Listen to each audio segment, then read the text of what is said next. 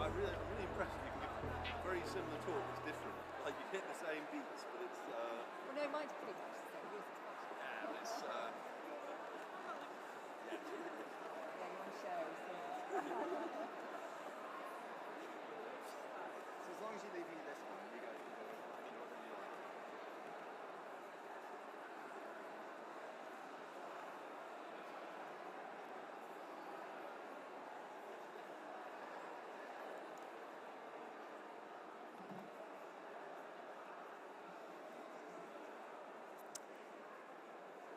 Good afternoon, everyone, and welcome. It's a week of welcomes. I'm sure people have said welcome to you lots of times already, and I'm going to say it again. We're really delighted to have you here. My name's Deborah Longworth. I am the Pro-Vice-Chancellor for Education at the university, and what that means is that I look after everything to do with education and students on behalf of the Vice-Chancellor. I'm also a Professor of English Literature, so I may well teach some of you over your time here. If I don't, then I may well be shaking your hands at graduation ceremonies back on this stage in 3 or 4 years' time, 1 year's time, if you are a postgraduate student. So a very warm welcome to the university and to the College of Arts and Law. And I'm joined by a number of colleagues today. Our host, I think, for this afternoon is our head of college. We also have with us a number of our students, Jessica, Fionn and Joshua, our Director of Education, Deputy Director of Education, for the College of Arts and Law, and our Deputy Pro-Vice-Chancellor for student experience. So there's a lot of us who are going to be introducing ourselves and talking to you this afternoon. The questions that you will really want to be asking are, I'm sure, to our student panel. So we will spend a lot of time listening to their advice for you over your time with us. So many congratulations on your results in the summer, whether that's A-levels, IB, your undergraduate degrees if you're postgraduate students, all of those have got you here today. Thank you for choosing the University of Birmingham. Other good universities are available. You chose a much better university than one just slightly down the road. So thank you for choosing us. We are here to help you flourish personally, academically, professionally, during your time with us. That's what we're here for, it's what we do. We really want to help you succeed in all of your ambitions through university. You are here to develop your expertise, understanding of your subject, to learn how to think critically, to write and speak with knowledge and purpose, to develop ideas, to challenge and be challenged. You will also be developing your disciplinary identities, your academic identities in relation to your disciplines, and you will be meeting students from across the university, our other 4 colleges, and students studying the different disciplines in those. You will be meeting biologists, psychologists, historians, physicists, philosophers, medics, lawyers, engineers, writers, literary media critics, musicians, linguists, and so many more. My tip is always to make friends with a lawyer and an accountant. Keep those numbers in your phone. Maybe they'll come in useful in the future.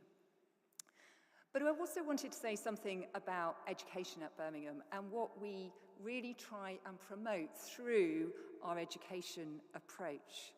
And we want our students to, as I said, to flourish, to be stronger in all aspects of what you do. This is one of our students, Ollie Morgan, a sports science student who you may well have seen swimming in the Olympics backstroke last year.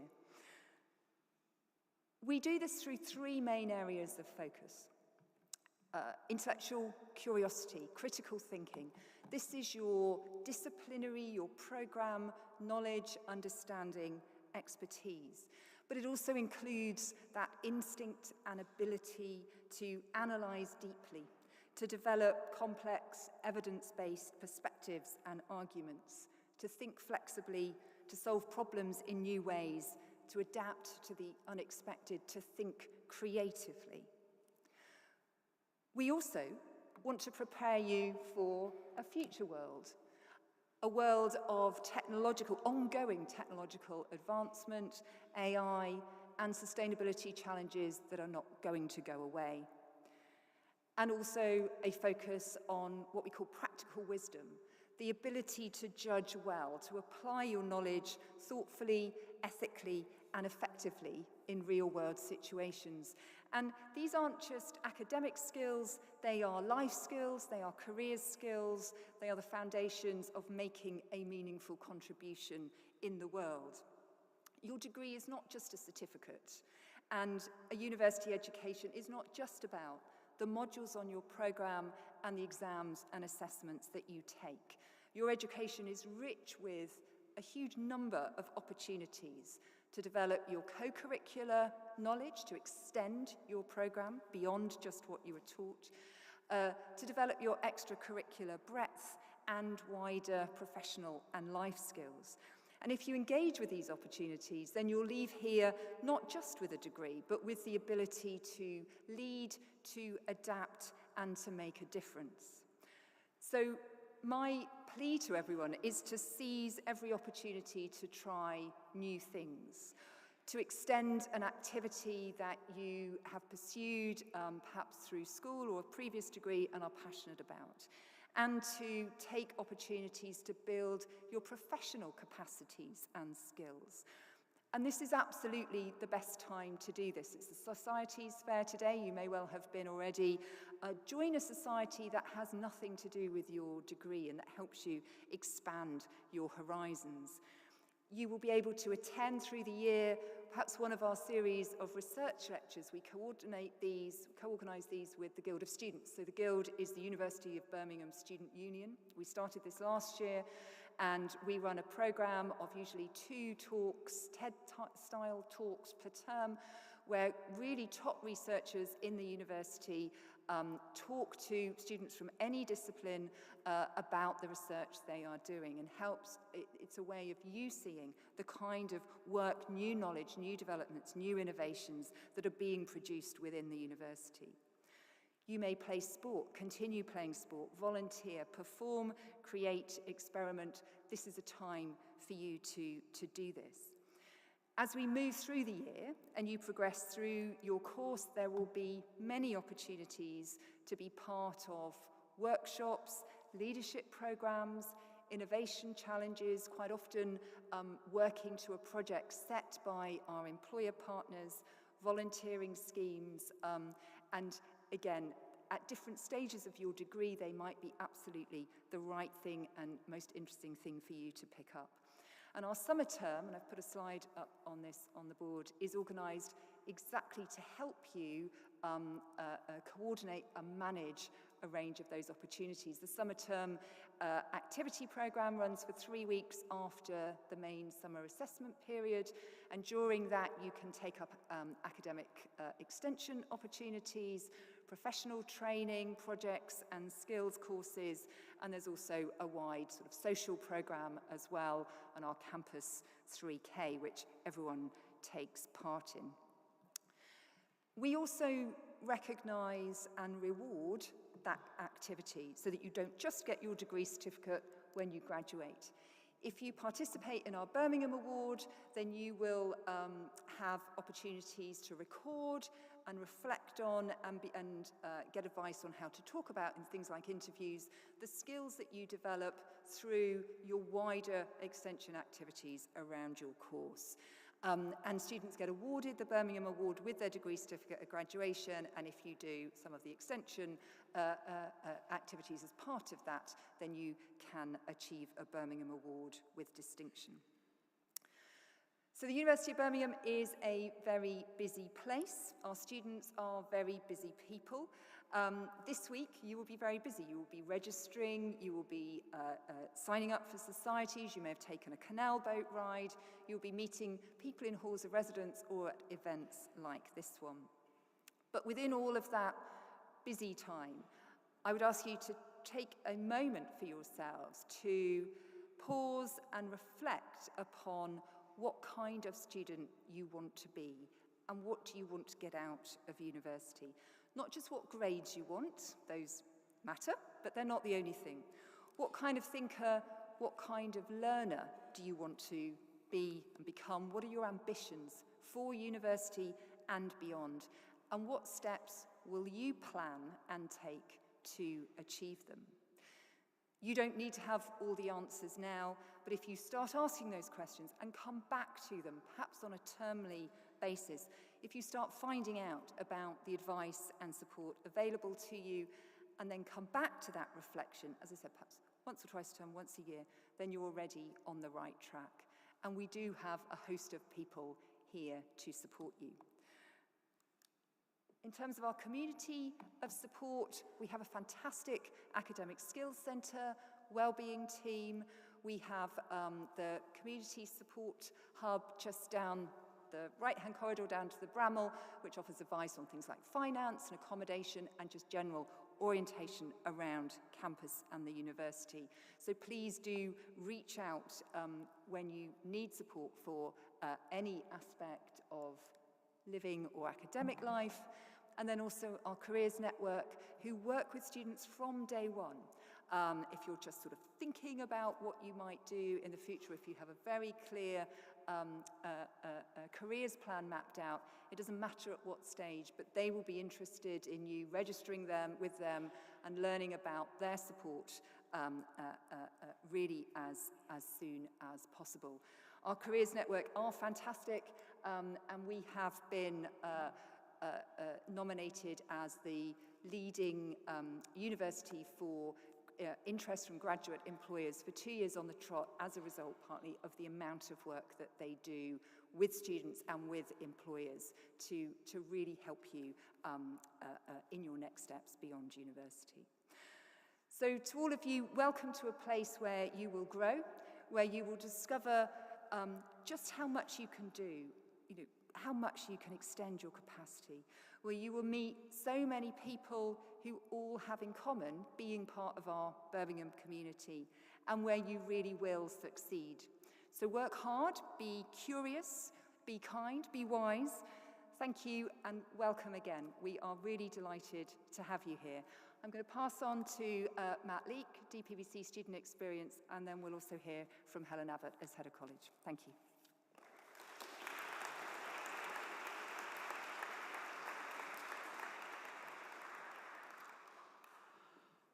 Welcome to Birmingham. I must say, I'm going to deviate from what I normally say on this, and you can watch the other talks I've given on YouTube. I'm going to say that nothing fills me with more pleasure than this activity every single year. Seeing new students come onto campus, looking out on a sea of faces of students who might be lawyers, theologists, whatever your discipline, this is the best moment of the year. And I think from the university's perspective, thank you for choosing Birmingham, not because we want more students or any of that stuff, but because you're brilliant. You're absolutely brilliant. I've seen your A-level entry requirements, your IBs, your APs, your Polish Matura, your Cypriot Apollotirion, all the qualifications you come in with. This is the most impressive gathering of the year for me because of the potential in the room. You're joining us at an opportune moment. This is our 125th anniversary. We date back as an institution to the work of Joseph Chamberlain principally. So those of you who've walked under that big clock outside know that it's called Old Joe. Just by a show of hands, has anyone walked under Old Joe? Ooh, well, I've got something to tell you.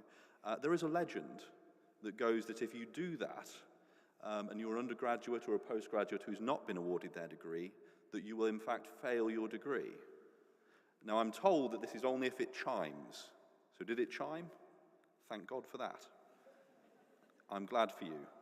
So these legends began a long time ago, and I think legends and stories and myths are pertinent to Kell, aren't they? They're what we as humans seek out, I think, above all else. If you look behind me, you'll see a stained glass window, and as a professor of computer science and somebody who thinks about student experience, I don't see computers up there.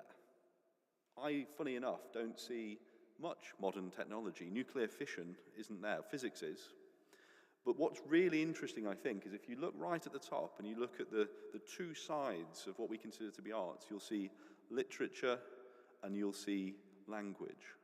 Those things are fundamental, those things are not going anywhere.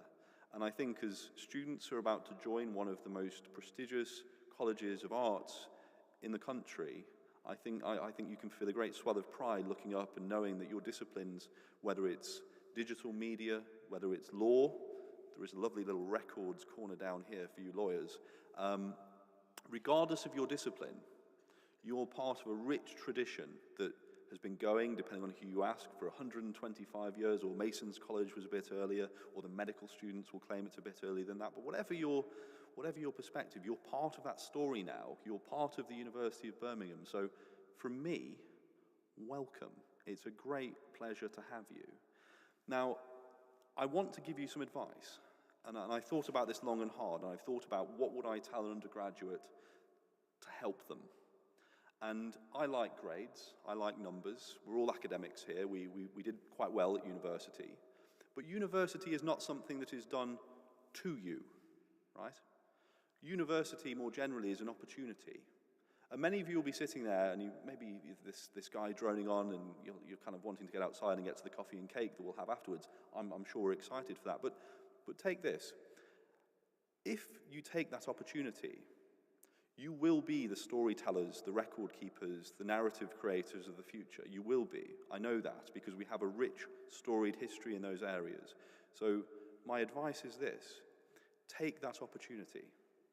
Take up the mantle of your forebears. Continue to tell stories, create narratives, talk about records, think about the future as students in the College of Arts and Law, because it's not only what you might want to do, but I think we have a duty to keep that tradition alive. Now, how do you do that? I think it's to do exactly as Deborah described. It's to sign up for 50 different societies, not because it gives £3 a pop to the Guild, although I'm sure they'll be grateful for the money. It's because you want to stretch yourself personally and professionally. Today, it's really easy to be positive, I think. You know, even if you have walked under Old Joe, you still have a great deal to be positive about.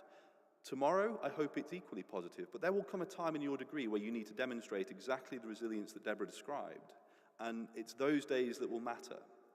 And on those days, remember what I can see before me, a great, impressive bunch of students who, even when it's difficult, will endure, will persevere, and will succeed. Because over the next 125 years, it's not me, it's not Deborah, it's not Helen. These guys will do a bit, I'm sure, but it's you that will create the next 125 years at the University of Birmingham. Yes, you'll be guided by genuine subject experts. Yes, you're already brilliant. But when it comes to thinking about your future, I think it's important that we draw a line under everything you've done to this point and we start thinking about that next chapter.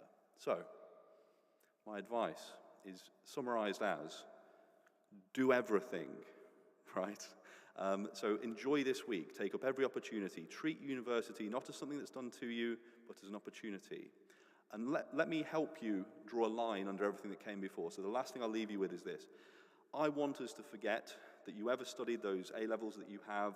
They're very impressive, but let's forget about those. Let's look to the next 125 years. Forget the undergraduate degree if you're a postgraduate student that you may have studied. I've challenged every college to make a lot of noise, to celebrate themselves, to welcome onto the stage their head of college. So far, I think the environmental scientists are winning. So we must beat them.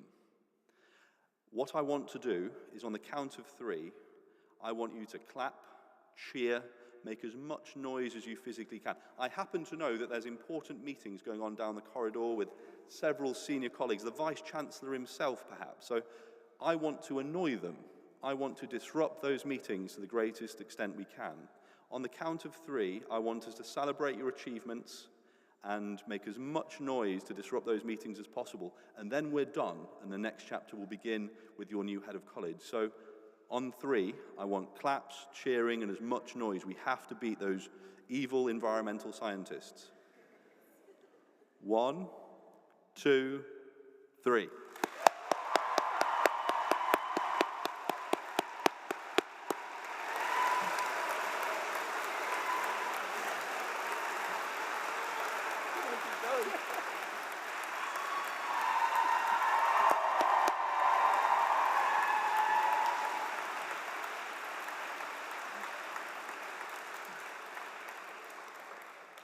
Thank you very much, and welcome to the University of Birmingham. I'll leave you in the more than capable hands of your head of college.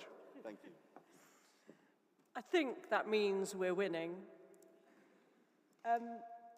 Welcome to your college. We call ourselves the College of Arts and Law, and I'm going to share with you what that means, what you're now part of. My name's Helen Abbott, and my job title is up there. But what it means is I am responsible for everything that goes on in our College of Arts and Law. I look after our students, that's you, and many other students not in this room. The second years, the third years, the fourth years, the master's students, the PhD students. We have a really rich community in our College of Arts and Law. And our College of Arts and Law is really focused on those things that make a difference to the world now and next. And so often when we're studying subjects as rich as ours, we have a real responsibility to share what that means in terms of translating human benefits for all. Our society now is so busy It's so global, it's so technology-driven, but what it means to be human is right at the heart of everything you will be studying. And the responsibility really is on your shoulders to work together with us, your academic tutors, and all the professional teams around us, to really answer the big questions that are so pressing in the world today. And the ways we answer them are through some of those really exciting and enriching subjects that you're studying. And one of the great things about the College of Arts and Law is that you can't whittle it down to one or two big things. It's a whole rich array of combinations of ideas, topics, and questions. So we do look at history and cultures.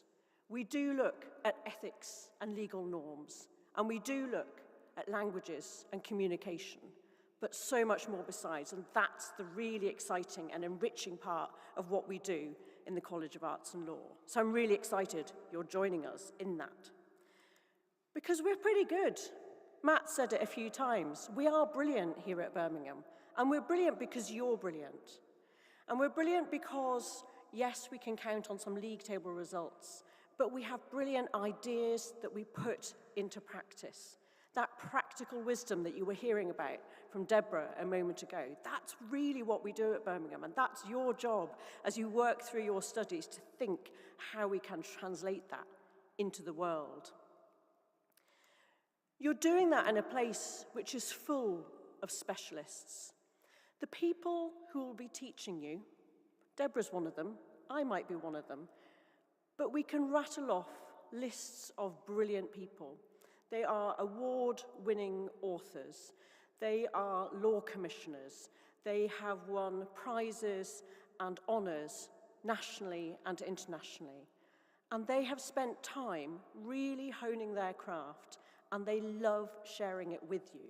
But the best thing we can do in working with specialists is to really stretch them, to really challenge them, to push them outside of their comfort zone. We often think that our job as academics who are working with you is to test you, to stretch you, but really, particularly in our disciplines, it's the other way round. So you'll be able to spend time in some of our amazing specialist facilities here. Those of you who are studying in subjects like digital media, creative subjects, and that includes music, that includes art history, we have some absolutely top-notch facilities, some of which are brand new since last year, and some of which are so brand new they're going to open in 10 days' time, so bear with us. But that shows part of the commitment we've got to you as well, because we know what you're interested in, we know what we need to have on offer for you. So there's so much coming on stream that we're really, really excited about. You've also got your library, which has over 1 million books. And one of the things we've loved seeing, particularly over the past year, and I think it will be true of your cohort as well, is that our students really love holding that physical copy of a book, turning the actual page. And it might be a history book, it might be a law journal, something that you hold in your hands in that amazing library just across the Green Heart. We know how much you enjoy it, and we enjoy it too. And some of you will get to go on some of our brilliant field trips as well. So if Matt and Deborah were saying, watch out for every opportunity, don't miss those opportunities. Be ready to sign up when you see the announcement come round. But what does that actually translate as? Well, we're a college that really cares. We are a community of academics, professionals, and students that all pull together to support each other, to help create the environment in which those brilliant ideas can thrive and flourish. And just to give you a bit of a flavour,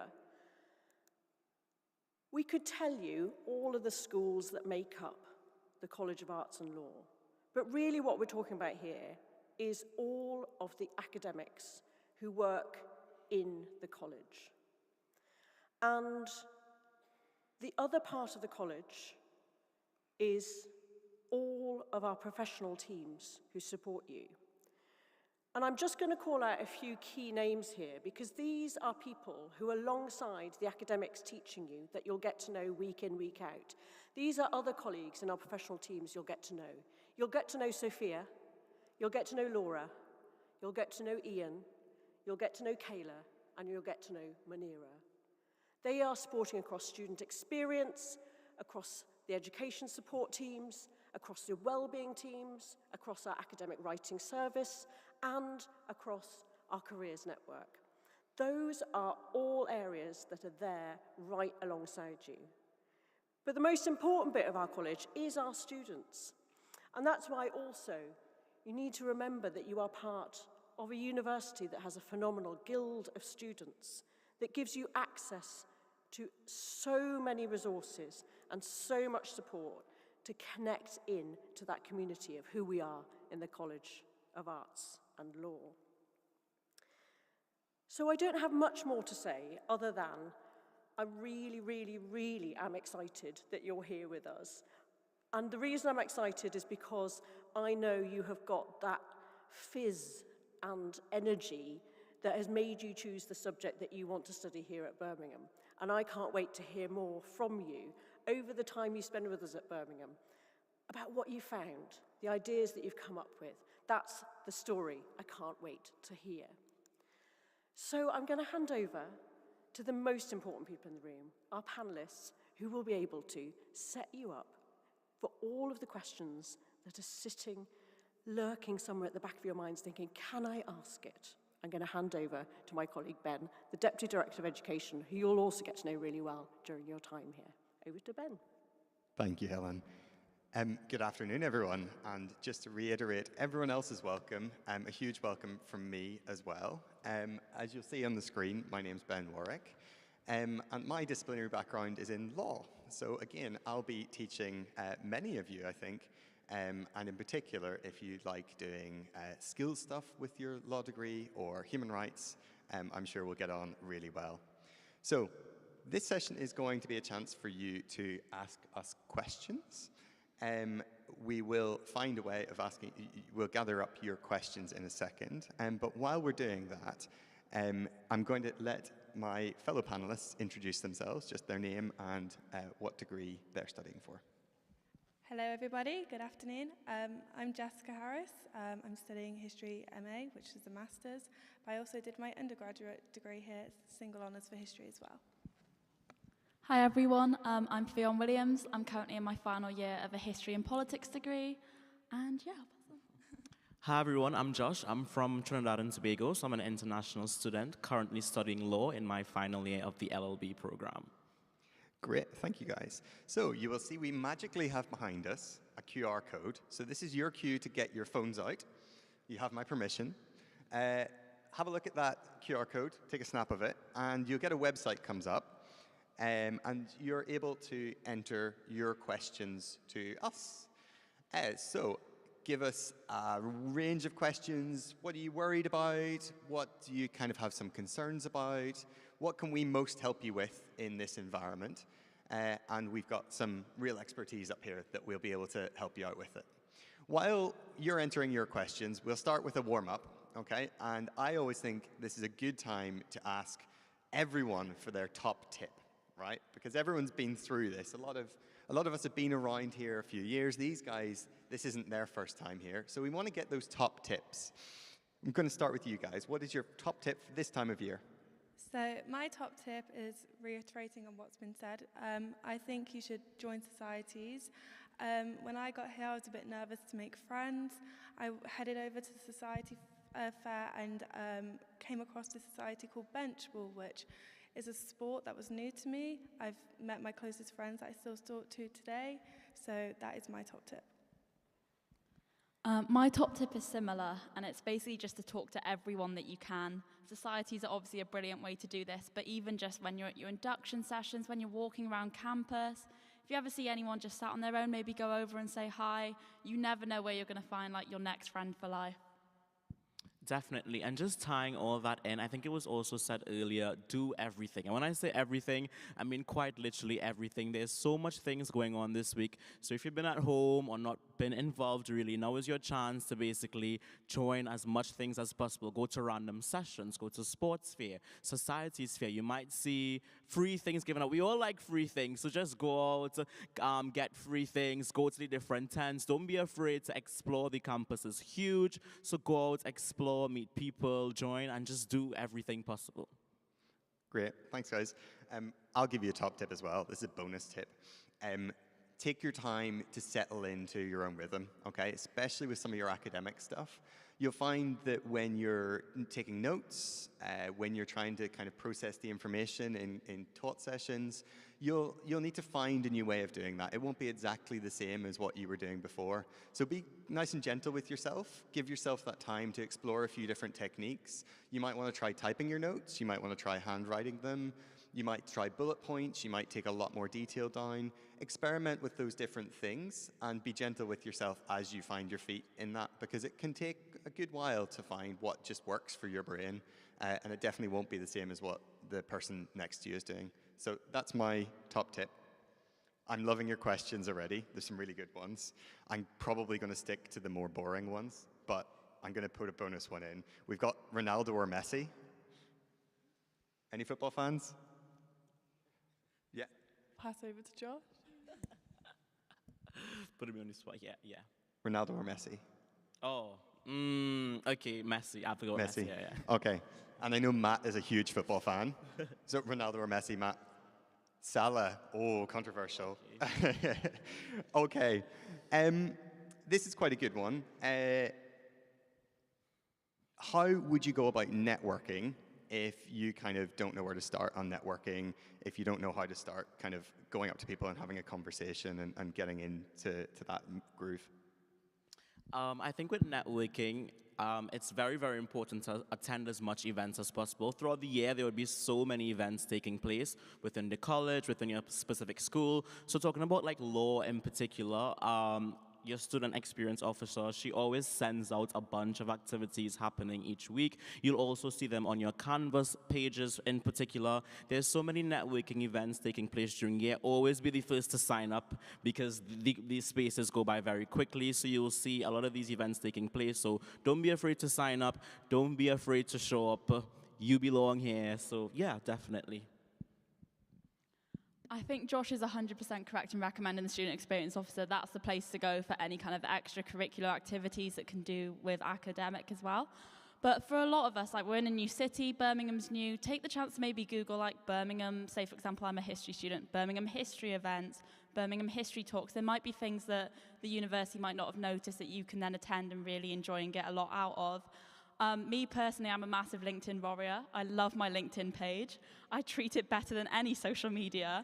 And I remember me and my housemates last year had like a LinkedIn night where we all sat down and worked on our LinkedIns. But now that you're at university, it's a great chance to get that LinkedIn profile looking brilliant. You can put on what degree you're doing, put on like any societies that you've joined, show that you're a really all-rounded person. And people will message you, or you can really just help to make those connections. So yeah. Okay, excellent, good answers. I actually have a tip on networking, which is imagine everyone else in that room is equally as afraid of networking as you are, okay? Because it's often true. Sometimes in my job, I have to go to fancy dinners with law firms.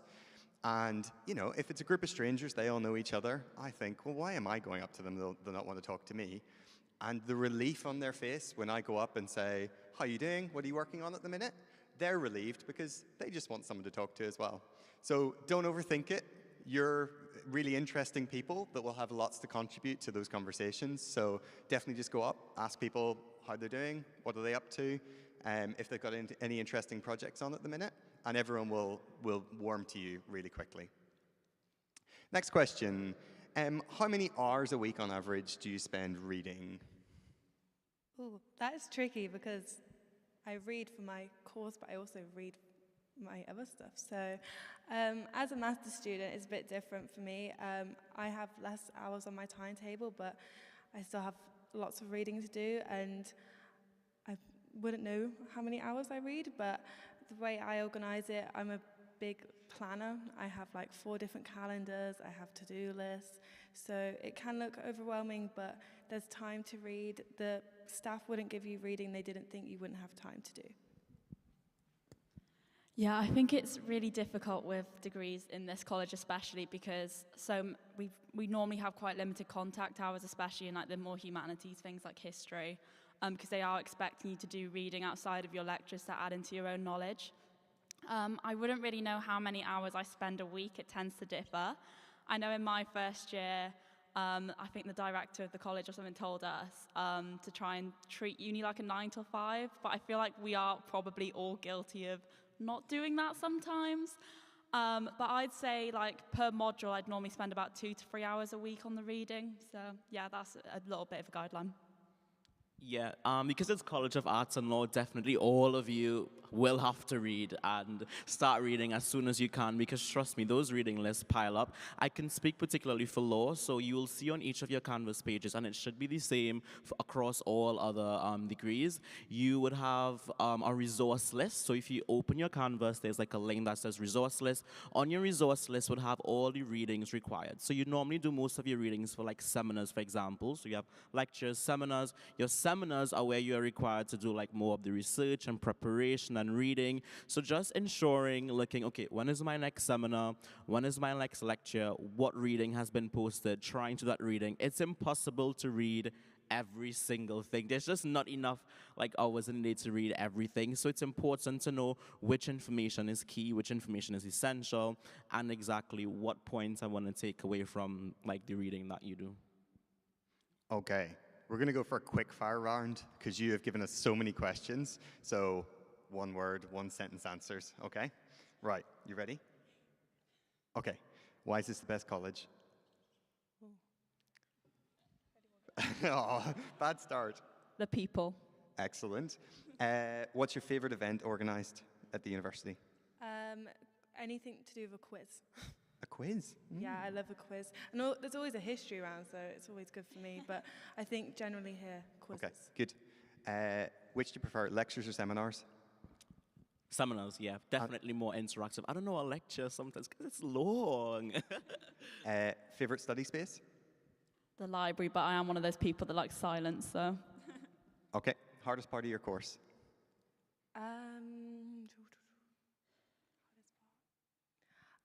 I would say sometimes like the assignments, but there's a lot of support out there, so it's intimidating when you first go, but there's well-being support to help for that. Okay, well done. That was a good, I enjoyed that round. Okay. We've got a special shout out for Trinidad, so I'm going to come to you for this one. I think that's most appropriate. But I think it's also going to be relevant to a few of our international students, is how do you deal with the transition from warm to cold? Oh, guys, listen, I'm in my final year now, and I'm still like, oh, it's getting cold already. So I don't know, it's something that I dread winter each year. I'm like, oh, summer is over. But I think when you transition, definitely, you get accustomed after a while. So when I first came here in September, everybody was looking at me. I was like wearing like 5 layers, and they're like, is he all right? But I think with time, it's just properly making sure that you wear warm clothing. It means that you might be more susceptible to like getting ill as well, because it's a different climate, different weather. So definitely take care of yourself, make sure you wear warm clothing, and yeah, you'll be fine. Great. I've got one in here, or I've got a few more kind of nuts and bolts ones. So one is asking, there's so many different events going on, how do you keep track of what's going on and make sure you're getting to the right things? So watch out for your newsletters, okay? You'll get bulletins that kind of give you a rundown of what's going on in your school. You'll get a bulletin from Careers Network telling you about careers opportunities. Sometimes you'll get information from the library as well, telling you about skills workshops, telling you about events that are going on in the library. Those are the best thing you'll have in terms of keeping your finger on the pulse about what's going on campus. I know sometimes you'll get busy and forget about those newsletters or not read them the whole way to the bottom, but when you have a moment, don't forget that they're there. It's kind of an archive. It's a bit of a resource you can go back to. So search your inbox, find those newsletters, and you'll find loads of resources in there. Sometimes you'll get internships that are advertised just for Birmingham students in those. So those are particularly good because it means you're competing against just the people in this room rather than everyone. Okay, so you get really amazing nuggets, golden nuggets of opportunities in those newsletters. So they are worth reading and worth tuning into. So that's how to best keep in touch with what's going on. IT issues, if you've got IT issues, you can either go to the Welcome Marquee, or there's something called the IT Service Desk. So you'll be able to search that online, and you just submit a question there, and they also have a chatbot which can help you pretty quickly. They're wizards. They get back to you, and they sort out all your problems. So definitely recommend them. Next question. Oh, this is a... So we were talking about kind of deep thinking and grappling with big questions. And we've got a big question here. How do you feel about AI taking over the arts? I love my course, but I'm worried about its future. So AI and its influence. There we go. Good critical thinking from the start. I like that. Well done. Thoughts? I think the best way to combat that fear is just to not use it yourself. So you're going to talk to so many people who go like, oh, I just use AI for all this reading, or like, you'll always see someone in a seminar quickly load up ChatGPT and put in the seminar questions. But I think the best way that we can try and combat AI and prevent it from taking over the arts is just to not use it, and just to encourage people not to use it and to actually apply your own critical thinking. We've all come to uni to like improve our skills, expand our knowledge. Why would we want to use AI to take that opportunity away from us?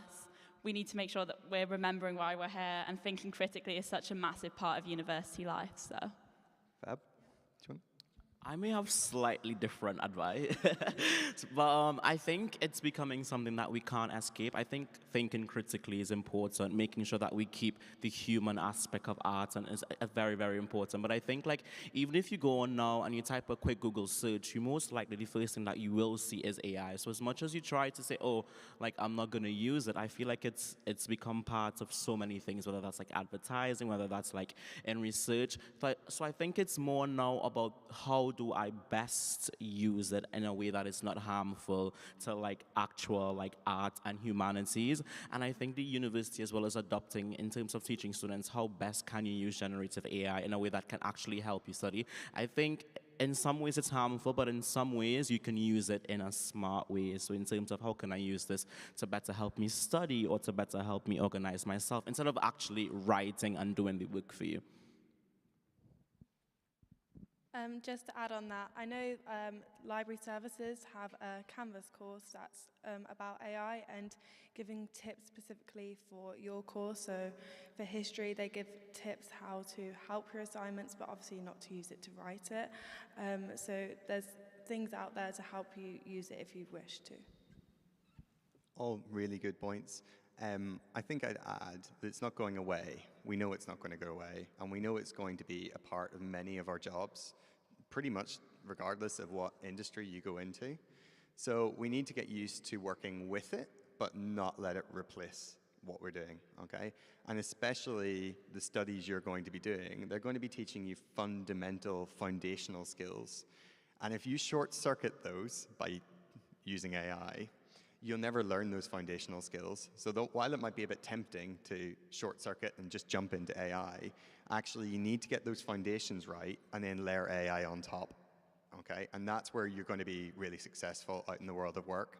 That's what the world of work is doing out there already, is they're using the foundational skills and building AI on top. If you replace the foundations with AI, you're not going to be so strong when you go out there. So I think I'd say that about that question. Most rewarding moment at university so far? I think this is very far off for undergrads, but mine was graduating in this very room.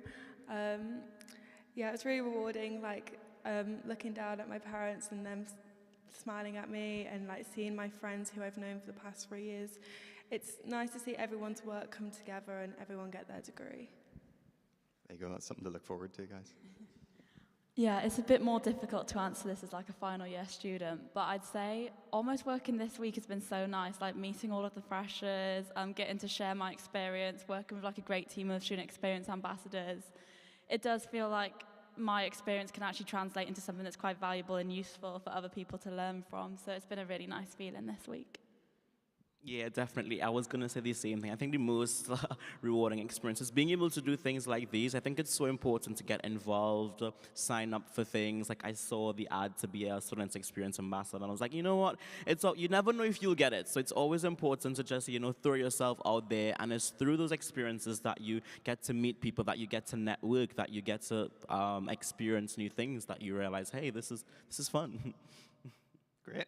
And by the way, that was also one of the questions. If you're looking for opportunities for work on campus, including someone asked about content shapers, including the student ambassadors, look out for something called WorkLink, which is where all the campus work opportunities go. And that lets you see a slightly different side to what's going on campus. You could be up here next year. How about that? My most rewarding moment as a member of staff is when things get a bit bumpy and getting students through that bumpy patch. And I think it's really important to acknowledge we're right here, everyone's really excited, but you are going to have bumpy times. Some people will have really, really bumpy times, and some people will have, a dip in confidence or whatever, and that's absolutely fine. It's really, really normal. And there are lots of us that are here precisely to guide you through that. We have a lot of experience in helping students with all manner of challenges, whether they are kind of on the academic side, helping you work through the material a bit better, explaining it in a different way, helping you organize yourself in a different way, or if it's on the well-being side, that maybe you get ill, you have mental health challenges. We have so many colleagues who are so expert and so caring, as Helen was saying, at helping you through those moments. And for me as a member of staff, that's the thing that is really, really cool, is when someone comes in a really tricky spot, and actually you can sit down, you make a plan, and we haven't got many situations that we haven't been able to help students through so far. So yeah, you don't want to think about the bumps now, but when they come along, you can remember this bit and reach out to our staff and they'll help you. Is participating in seminars scary? It might seem scary at first, but that's why seminars are a much smaller group. Than in your lecture, there's like hundreds of people sat by you, and you're just like, oh, okay, I'm not going to ask a question now because it just seems awkward. So I think seminars are the perfect place to ask any questions you have. Like, as I said, it's a small group of people. It's okay to make mistakes in there, ask any questions you have. That's like the place that you actually take the content from the lectures and actually break it down. Yeah, I think it can obviously be intimidating at first, especially in first year, but the thing to remember is, as Josh says, it's a small group and you're also staying with that same small group for 10 weeks. So everyone's going to make mistakes, everyone's going to be able to learn from each other. The best way to learn in a seminar is to put your hand up and volunteer information and say what you think, and then your seminar lead can come in and maybe develop your point or develop your idea. You can then use that in an essay, you'll get an even better mark. I'm one of those people who hates awkward silences. So whenever I'm in a seminar and like someone asks a question, if there's too long a silence, it doesn't even matter if I don't know the answer. I'll put my hand up and just start waffling on about something. And like normally a seminar, you can kind of take what I've said and translate it. So I'm sure whatever contribution you have to make will be meaningful and you'll gain something from it. Personally, I was very nervous. Like maybe for the first 2 weeks, I didn't say anything. But a really good piece of advice someone gave me is to like do something each seminar to like go up the progress. So ask a question 1 week or contribute something to a group the next week, and then as you develop it, you become more confident. So I think those skills as well like develop, and I wouldn't be sitting up here today talking to people if I was still nervous talking and speaking. Great tips. I think a couple more from me. One is your seminar leader is there to help bring everyone out into the room, okay? So in large ways, it's their job and their skill set to help draw you in. And the other thing, the other kind of tip is if you're really, really worried about it, if you're kind of worried about not going to seminars because you're so worried about speaking, just reach out to your seminar leader, drop them an email and say, you know what, I've got this going on for me. I'm kind of worried about speaking out in seminars. And just them knowing that in advance, they'll be able to keep an eye out for you and make sure that you're able to participate in a way that works for you. So again, use the staff that are here. They're expert, they're caring, and they'll help you out. There's a question here. It's about law, but I'm going to broaden it out. is it hard to start your degree without necessarily having prior experience in that subject? I would say no. How I like to explain it is like there's modules on your course that the staff will create for you that's like a bridge, like the bridge from A level to university, and they're there to support you and help you with assignments. Personally, I was really in touch with my personal tutor, who helped me and guided me through the first semester, like through assignments, and yeah, just bridging between the gap is quite helpful in that way. Yeah, so I have direct experience with this. I had never done politics as an academic subject until I got to uni. And I completely agree with what Jess says, like, they're going to take you through the fundamentals in first year. That's what first year is all about. Normally in like subjects such as history and politics, like, I know I had practicing history, which is like the fundamental for that one, and then understanding politics. So it's all very like, they will walk you through it, they will take you from the beginning, they're not going to expect you to have prior knowledge. There's a reason why the entry requirements are like as they are for certain subjects. But you'll be absolutely fine. They'll help you through it and support you in whatever way they can. Yeah, definitely, exactly what she said. So like I'm doing law, and for A-levels I did Spanish and French, like I did languages for A-levels, so that had nothing to do with like law in itself. But you'll do a course called Legal Skills and Methods, and for any other like course or degree, they will give you the necessary skills and equipment needed to actually start your course. So there's no need to be worried about, oh, I don't even know anything about statutes or law, about history or politics. You'll be fine. Yeah, one of the reasons I'm so passionate about betting you guys all in at this time of year is because I remember when I was at university, a much inferior university to this one, one of my first lectures was all about parliamentary sovereignty. I didn't know what Parliament was, so I sat for 2 hours not having a clue what Parliament was. And this feels really silly because now I do law, and I probably look a bit silly, stupid maybe, but I just didn't know what it was, and no one explained it to me. And instead of freaking out or going, oh my God, I shouldn't be here, or I need to do a different degree, actually brought myself down a bit, calmed down, went and Googled it, and went, oh, it's just where all the politicians sit. And once I got that, I was like, okay, I do understand it. I just didn't know that word. And again, you guys will all come across words or phrases that you don't understand or you've just not encountered before, especially maybe if you're coming from a different country, like there'd be specific English terms for stuff that you understand, but it's just a bit different.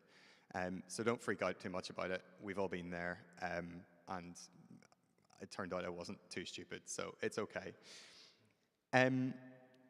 Tips for getting good grades. I think go to office hours. That's the most important thing. It seems so nerve-wracking and daunting as a first year to like knock on the door of an academic and know that you're going to have like a one-to-one conversation with them. But it was so, so useful. I would always have like an essay plan ready, or at least some kind of idea about the question that I wanted to do. And the argument that I wanted to put forward.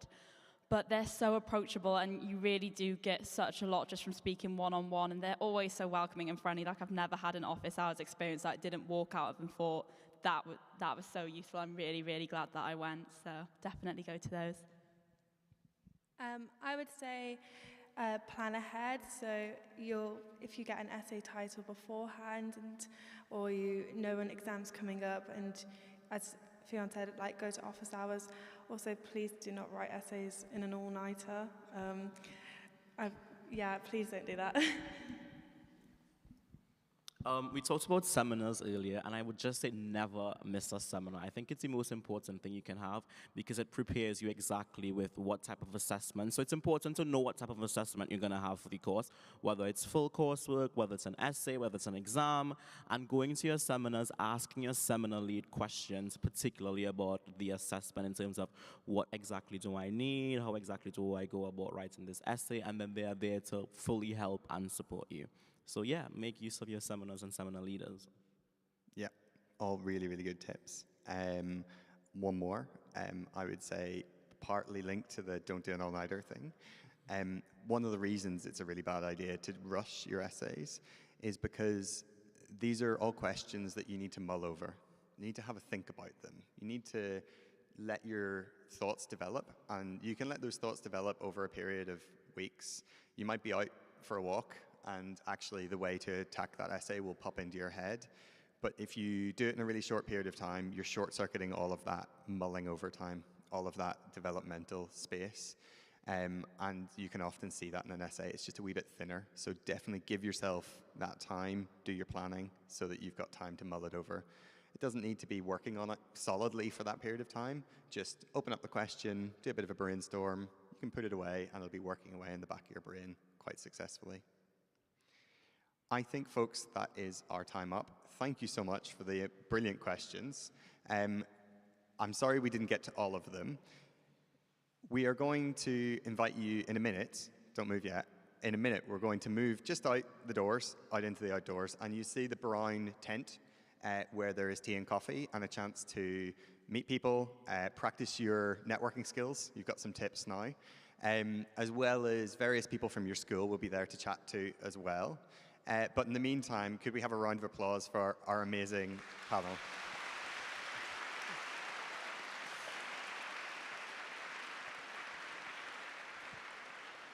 Thanks, folks. Please make your way out.